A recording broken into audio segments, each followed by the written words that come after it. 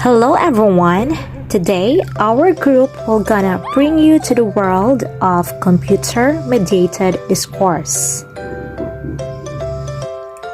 Here are the following working team who will discuss about the different sections of computer-mediated discourse.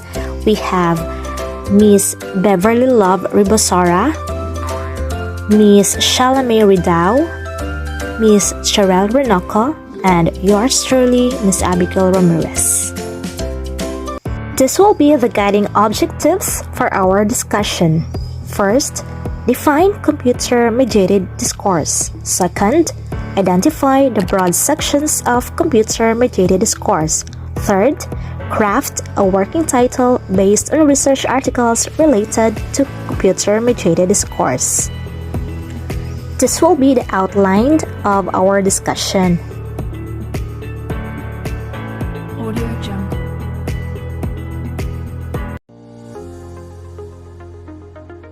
And now let's talk about computer-mediated discourse. According to Tannen and Deborah et al., computer-mediated discourse, or CMD, is the communication produced when human beings interact with one another by transmitting messages via networks or mobile computers, where computers are defined broadly to include any digital communication device. Computer-mediated discourse is a generic term commonly used for a variety of systems that enable people to communicate with other people by means of computers and networks. Well-known examples of such systems include computer conferencing, electronic mail, discussion lists, and bulletin boards.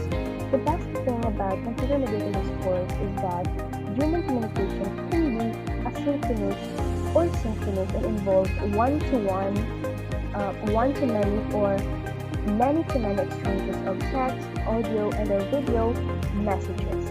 Moreover, the development of computers and assistive technology makes the electronic communication possible for all individuals regardless of disability. For example, if you're blind or has a disability that makes reading difficult, you can just use text-to-speech software to read aloud text presented on a computer screen. The nature of computer-mediated discourse. It actually varies depending on the technical properties of the CMC system used and the social and cultural context embedding particular instances of use. That's according to Tannen, Deborah et al. Originally, most CMC, or the computer-mediated communication, was text-based. That is, the messages were typed on a computer keyboard and read as text on a computer screen and accessed through standalone font. Now, text-based computer-mediated communication modes include email, discussion forums, news groups, chat, blogs, microblogs, and wikis. Increasingly, however, the textual CMC has been supplemented by graphical, audio, and video channels of communication, and multiple modes of CMC are available on Web 2.0 platforms and smartphones. All of these environments provide rich contexts in which to observe verbal interaction and the relationship between the discourse and the social practice. Hello, good day everyone, especially to our professor, Ma'am Trixie Alawi. My name is Cheryl Renoco, and I will be the one to discuss some main topics about computer-mediated discourse. The assigned topics that I am going to discuss are the classification of computer-mediated discourse and discourse structure.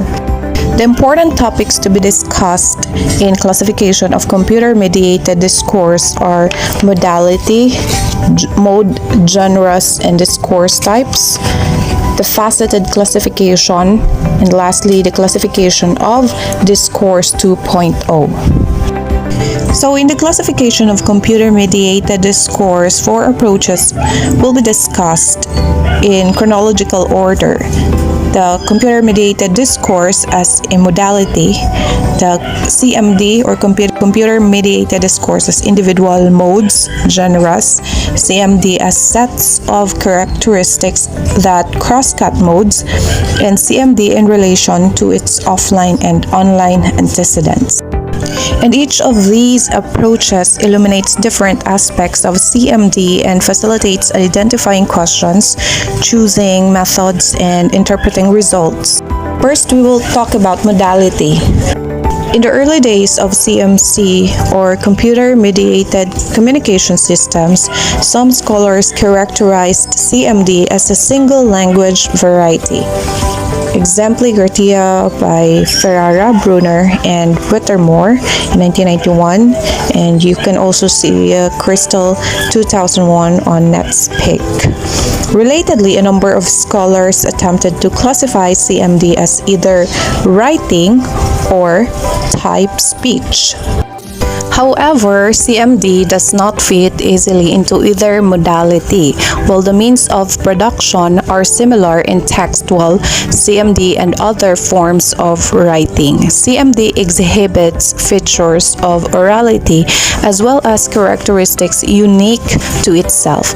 Other scholars have distinguished between synchronous and asynchronous CMD, situating asynchronous modes such as email closer to the written end of the written spoken continuum than synchronous modes such as chat, which tend to exhibit more oral features. Example of Condon and Sec 2010, Hearing 2001. The computer-mediated communication, on the other hand, on the internet became more diversified. There was a growing recognition that language was used differently in different kinds of CMC. And another classification of CMD are modes, genres, and discourse types. These are also known as culturally recognized categories of CMC, or computer-mediated communication. Common modes such as private email, electronic mailing lists, web forums, chat, instant messaging, and blogs are socially as well as technologically defined, each having their own unique affordances, histories, and cultures of use. The term mode was first used in this sense by Moray in 1988. In computer-mediated communication, the modes are conversational, narrative, and expository. Conversational, in a way, it is done in chat rooms, instant messaging, web forums, and the like, as well as in online environments that are not primarily intended for conversation, such as photo and video sharing site. Narrative is salient in multi-user role-playing games, and people often produce fragments of narrative or small stories in online environments, fragments that may be expanded through interaction with other participants. And even expository texts such as encyclopedia entries on Wikipedia are collaboratively constructed and discussed on the talk pages that accompany each entry. Subgenres of CMC can also be classified in familiar terms, particularly when these are viewed not so much as fixed sets of features. For example, the blog subgenres of filter blog and personal journal recall the offline genres of journalistic commentary and diary, respectively, by Herring et al. In 2004. Another type of genre is the online genre of the Nigerian scam letter, as described by Blomert and Omonei in 2006. And Jill in 2013 said that the Nigerian scam letter is a type of appeal letter of the hortatory. So that means it's already a discourse type in the terms of Longeray 1992, adopted to the scammer's desire to appear legitimate and trustworthy and to appeal to the recipient's greed so that they send their private banking details in response to promises of large sums of money. Mode and genre-based analyses provide a convenient shorthand for categorizing CMD types. For example, Hearing in 2007 observed that personal journal blogs on the open access blog hosting platform LiveJournal differ in many respects from a privately developed, limited access educational blog for children, even though both fall within the blog mode and the personal journal blog genre, and these differences have consequences for language use. Next, third is the faceted classification. This is an approach involves classifying CMD to a predefined set of factors. In a taxonomy more tailored to CMD, BIME in 1995 identified 5 factors that condition behavior and language use in internet discussion groups. The external context, the physical, cultural, and subcultural in which CMC use is situated, the temporal structure of the group, the computer system infrastructure, the purpose of communication, and the characteristics of the group and its members. A more fine-grained classification scheme was developed by Hearing in 2007. In this scheme, multiple categories or facets cut across the boundaries of socio-technical modes and combine to allow for the identification of a nuanced set of CMD types. The scheme comprises 2 sets of facets, the medium and situation. The medium facets posited to influence CMD include available channels of communication, synchronicity, one-way versus two-way message transmission, message persistence, message format, and size of message buffer. So to understand more about the medium, synchronicity, like chat, which tend to exhibit more oral. The one-way communication information is transferred from the sender to the receiver without any opportunity for the receiver to give feedback to the sender, while the two-way transmission is like an email. You can provide feedback or response. So message persistence is persistent messages are written to logs and queue data files. For example, if a queue manager is restarted after a failure, it recovers these persistent messages as necessary from the logged data. So, message format is messages consist of patterns. Use this to construct messages displayed for end users, like the greetings, the body, and the closing. So that's a message format. The size of message buffer. This is the size of the message buffer in bytes. So there is a limitation of the messages. So the latest faceted classification under medium also included web-based delivery and tendency for messages to be text only, and display of blog entries in reverse chronological sequence with a comment option below each entry. And also, the situation facets posited by Herring 2007 include group size, participants' characteristics, purpose of communication, topic or theme, norms of social appropriateness, and code or language variety used. The situation is a self-presentation and social dynamics in online discourse. So the facets in this scheme are open sets that can be expanded as CMD evolves. For example, recent social media call for the addition of social networking affordances to the set of medium facets such as friending and linking, including like links. Moreover, the traditional distinction between synchronous and asynchronous CMD is breaking down in CMC systems that enable real-time chat but also preserve a record of the interaction that can be accessed later, as in Facebook's current private messaging feature, which combines chat and asynchronous messages. And the fourth classification of CMD is the Discourse 2.0. The term Web 2.0 refers to a web-based platform. The discourse in these new environments, or Discourse 2.0, introduces new types of content such as status updates, text annotations on video, tags on social media, bookmarking sites, and edits on wikis. New context must also be considered, for example, social network sites based on geographic location, as well as new mass media audiences. Discourse 2.0 manifests new usage pattern as well, such as media co-activity, near simultaneous multiple activities on a single platform. Example, Hearing et al. 2009, and multi-authorship and joint discourse production. Example, Androtsopoulos 2011. In part, new affordances made available by new communication technologies, text chat in multiplayer online games, emojis, collaboratively editable environments such as wikis, and friending and social tagging or recommending on social network sites. Furthermore, Discourse 2.0 includes user adaptations to circumvent the constraints of Web 2.0 environments, such as interactive uses of @ and hashtag and retweeting on Twitter. Discourse in Web 2.0 environments can be classified in relation to their antecedents or lack of antecedents as familiar, reconfigured, or emergent by hearing in 2013.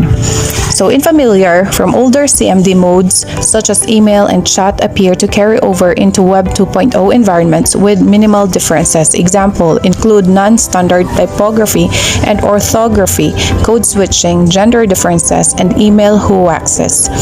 The CMD for configured by Web 2.0 environments include personal status updates and quoting or retweeting, which have traceable online antecedents. Finally, the new is the emergent phenomena that did not exist prior to the era of Web 2.0, include the dynamic collaborative discourse that takes place on wikis, along with conversational video exchanges and multimodal conversation more generally.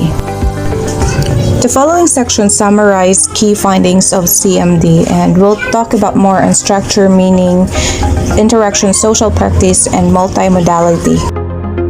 Now let's talk more about discourse structure. Some of the most iconic properties of computer-mediated language are structural features at the sentence level and below, creative and non-standard typography, spelling, word formation, processes, and syntax.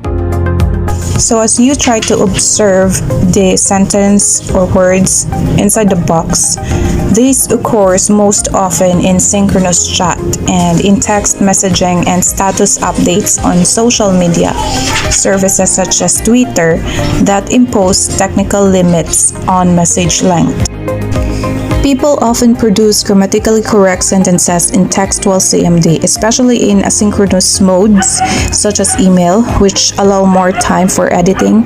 When the writers are well educated, the purpose of the communication is professional and the tone is serious.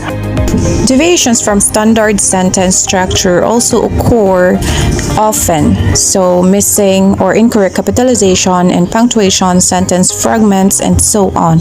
So this makes sense to consider utterances rather than sentences as the basic units that constitute and combine to form messages in CMD, where utterance is defined as a sequence of one or more words that is preceded and followed by silence or space or a change in communicator. Note that punctuation is not part of this definition, as it is not uncommon for utterances in CMD to lack final punctuation. Utterances can constitute micro messages in and of themselves. This occurs most often in synchronous chat and in text messaging and status updates on social media services such as Twitter that impose technical limits on message length. So most of us encounter this type of scenario when we are posting and sending message on social media.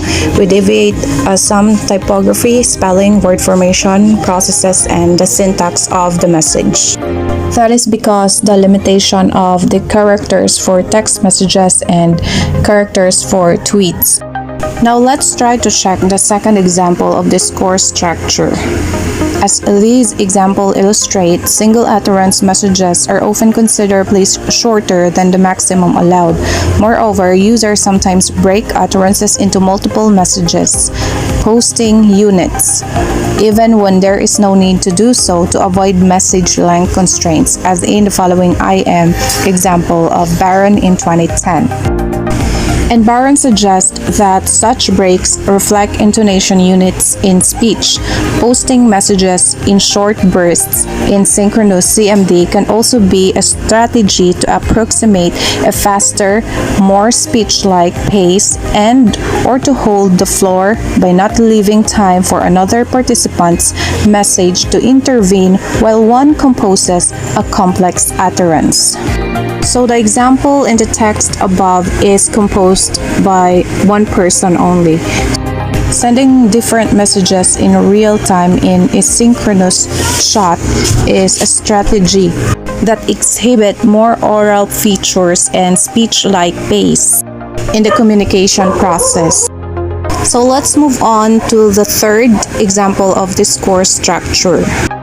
Asynchronous messages, in contrast, like email, tend to be made up of more than one utterance, and thus they have more possibilities for internal structure. According to Herring, 1996 identified a basic three-move schema in messages posted to academic mailing lists.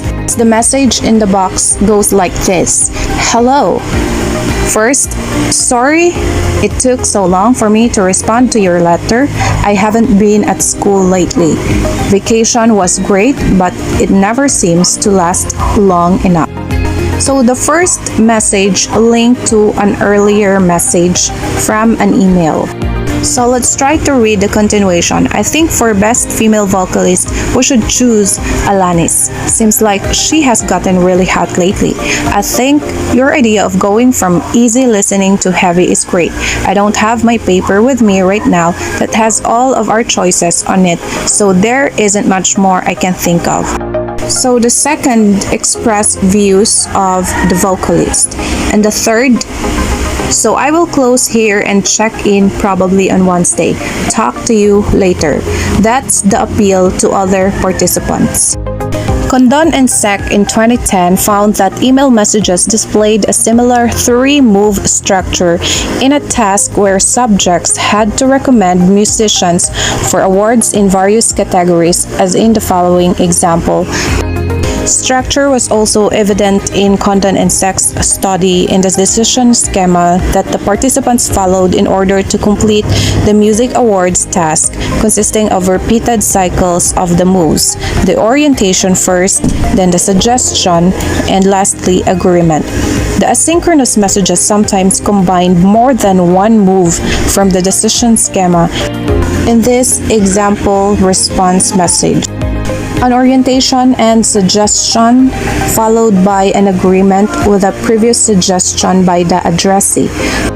As these examples suggest, the more structured the communicative task, the more predictable is the sequence of moves, and the more predictable the move sequence, the more it is possible to leave moves unexpressed in CMD. And also, Condon and Sec in 2010 found that when communicating via either synchronous or asynchronous CMC, subjects in their study tended to abbreviate the moves of the decision schema more than when communicating face-to-face, omitting certain moves such as agreement that were assumed to be understood. And also, Ford in 2002 found synchronous chat reference interactions to be more routinized than face-to-face interactions.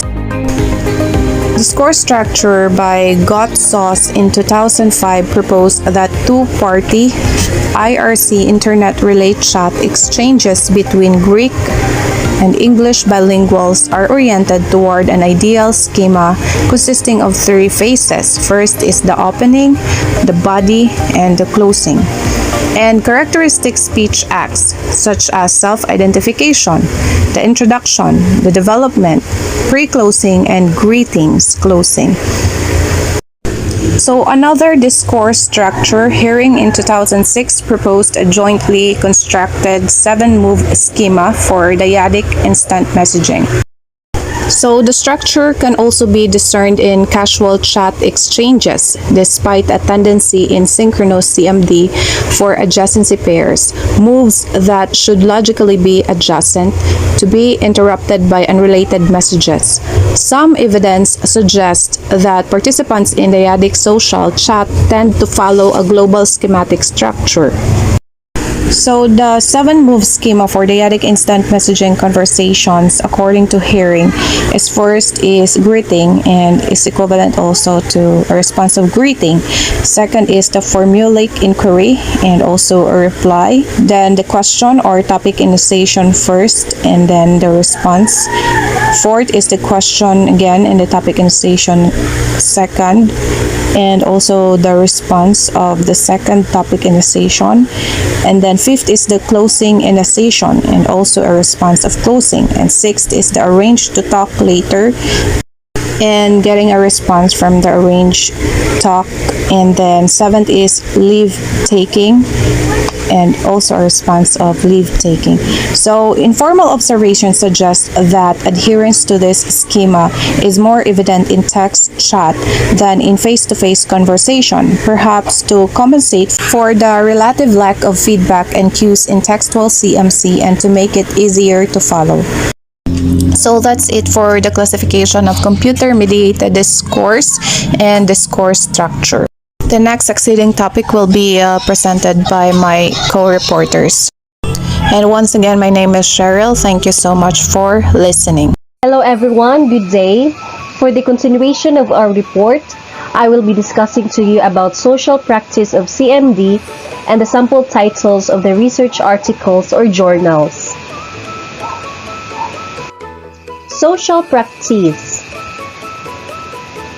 Social practice started with exploratory work on computer-mediated interaction and community in the 1990s, according to Baim 1995 and Cherney 1999, and was consolidated in the 2000s. The social aspect of CMD are shaped by the progressive digitization of society and the embedding of digital communication technologies in everyday life.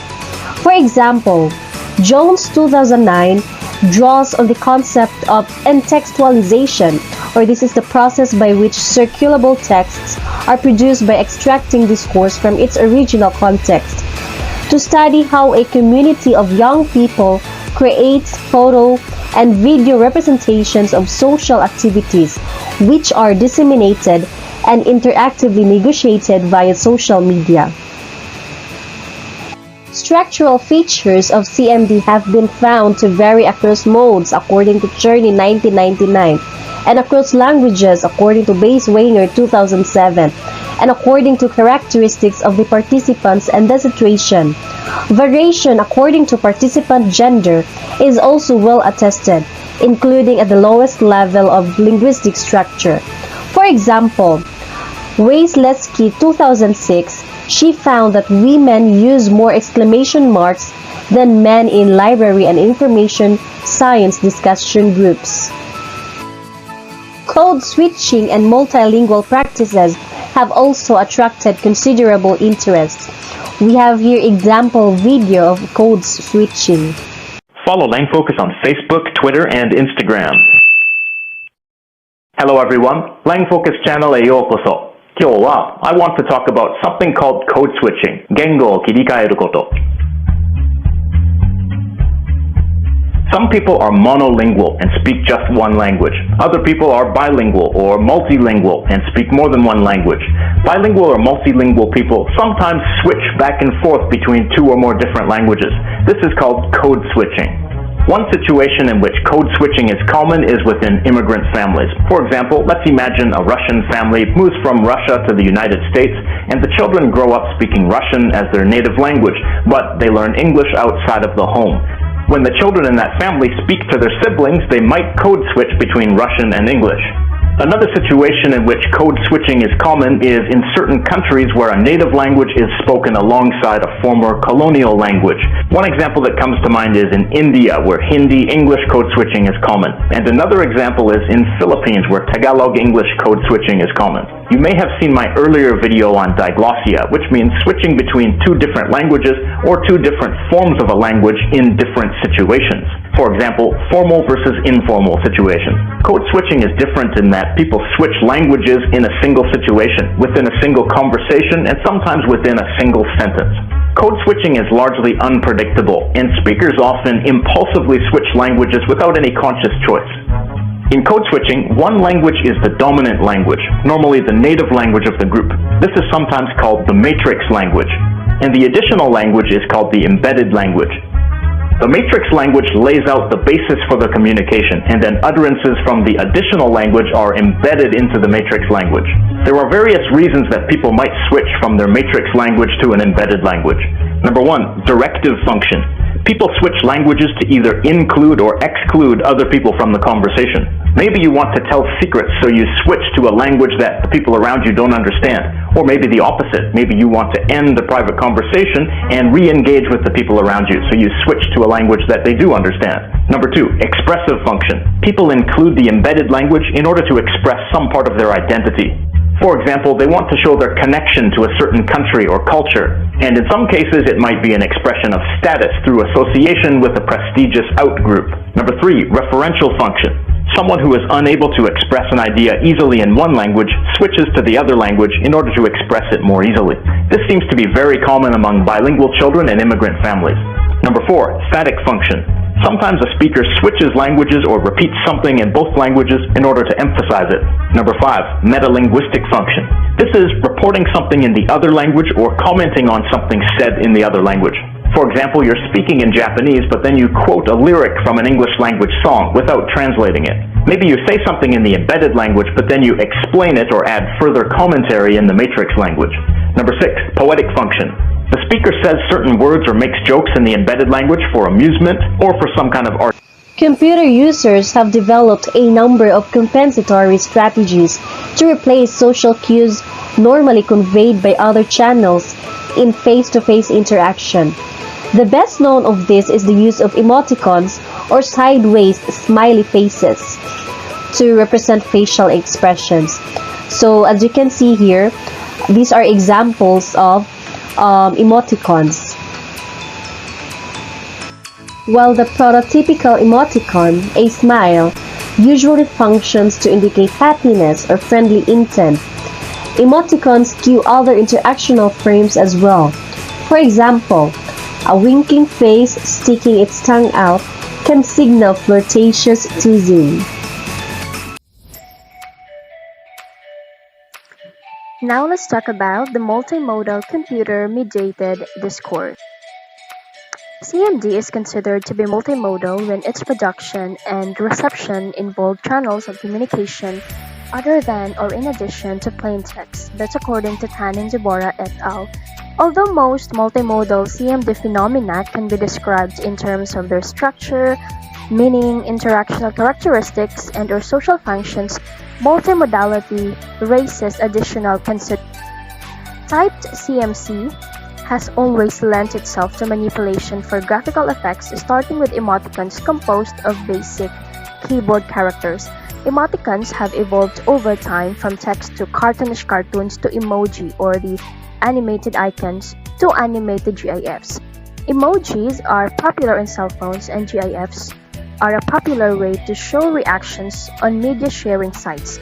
Now, these graphics often depict human faces and express emotion in a humorous or ironic way. Plain text may also be replaced by or decorated with special characters, including non-alphanumeric symbols and letters from other writing systems to express individual and social identities.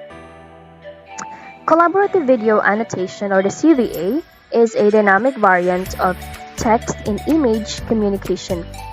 On video sharing sites just like YouTube, certain videos allow viewers to insert text annotations.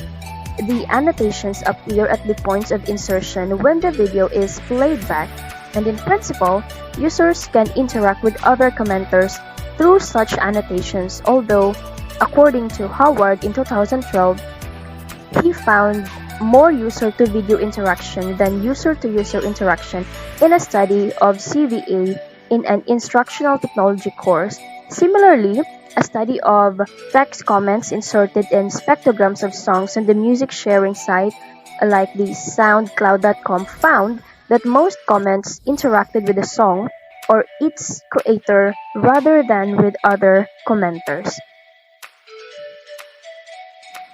Studies of multimodal CMD show that text remains popular even as communication in other modes increases. As part of the ongoing trend toward media convergence in Web 2.0, text options are provided on most platforms, even when their primary purpose is something other than chatting, such as gameplay, television viewing, or media sharing. In support of this trend, audio-only chat, which was popular between roughly 1995 and 2005 and exhibited many of the interactive features of traditional telephony, is now rare, having been replaced by multimodal clients that offer video chat, screen sharing, and instant messaging options in addition to voice. And at the same time, text-only CMD is on the decline. So these are the examples of sample titles of the research articles about computer-mediated discourse. First, we have the text-based computer-mediated discourse analysis, what causes an online group to become a virtual community by Quina Lee. So the study is about online interaction, in particular text-based multi-party interaction. The second research article is we have the computer-mediated discourse analysis, an approach to researching online behavior by Susan C. Herring. So this article is about studying behavior of people interacting online and understand the nature of computer-mediated communication and how it can be optimized in specific contexts. The last title of the article is we have the computer-mediated discourse and the process of lexical meaning transformation in modern English by Natalia M. Nepomniachtchi and Yana A. Volkova. So the purpose of this paper is to reveal and analyze the semantic changes that have taken place in English language due to the development of net English. Good day, everyone. I am Abigail L. Ramirez from Lucena National High School.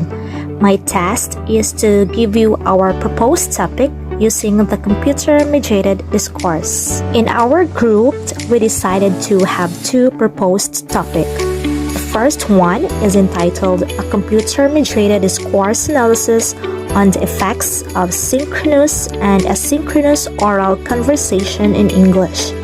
Here, our instance of the discourse is the transcribed oral conversation of synchronous and asynchronous interaction. The approach that we will be using is computer-mediated discourse analysis, since the communication is carried out through chat channels or through audio and video. Then, the linguistic unit shall be the focus of the analysis is the structure of sentences and patterns of interaction. Then, the other one is the illocutionary acts, features of synchronous computer-mediated discourse among class advisors. As a conclusion, computer-mediated discourse offers easy ways for people to engage in communication with others regardless of the location, time, and other spatial limitations. Computer-mediated discourse has also been addressed as a means of language acquisition because it gives language learners to practice their language through text messages, emails, blogs, Twitter, and other media as long as technology is involved. Technology now has its powerful effect in assisting the English language learners to learn with the help of this computer-mediated discourse. So therefore, computer-mediated discourse offers potential advantages for encouraging contextualized and understandable dialogue, learner self-correction, and collaborative learning. So with CMD, things becomes easy, and this could lead to quick and enjoyable methods of communication. So these are all our topic, and thank you for listening, and God bless.